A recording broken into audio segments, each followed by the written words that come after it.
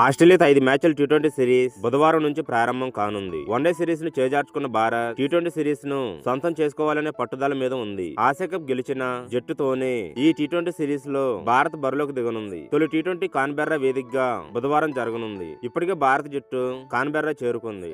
వీడియోను చూసే ముందు చిన్న రిక్వెస్ట్ అండి, వీడియోను లైక్ చేసి మీ సపోర్ట్ ని తెలియజేయండి. మొదటిసారి మన ఛానల్ ను చూస్తున్నట్లయితే సబ్స్క్రైబ్ చేసుకుని పక్కనే ఉన్న బెల్ ఐకాన్ ని ఆన్ చేసుకోండి.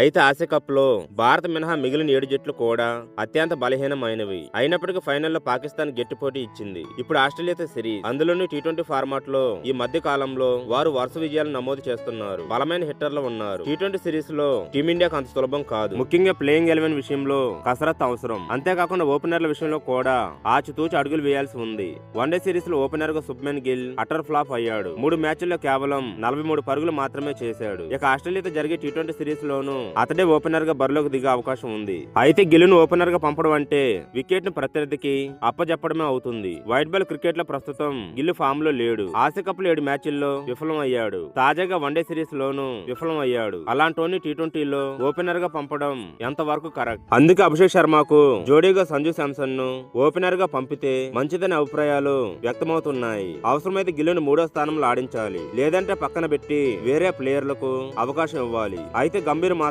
అలా చేసే అవకాశాలు కనిపించడం లేదు. గిల్ విఫలం అయినా అతన్ని 5 మ్యాచ్ల్లోనూ ఓపెనర్ గా ఆడించే అవకాశం ఉంది. అక్టోబర్ 29, 31 తేదీల్లో 2 టీ20లు జరుగుతాయి. అనంతరం నవంబర్ 2, 6, 8 తేదీల్లో 3 టీ20లు జరుగుతాయి. సూర్యకుమార్ యాదవ్ కెప్టెన్ గా బరిలోకి దిగనున్నాడు. ఇక గిల్ వైస్ కెప్టెన్ గా ఆడనున్నాడు.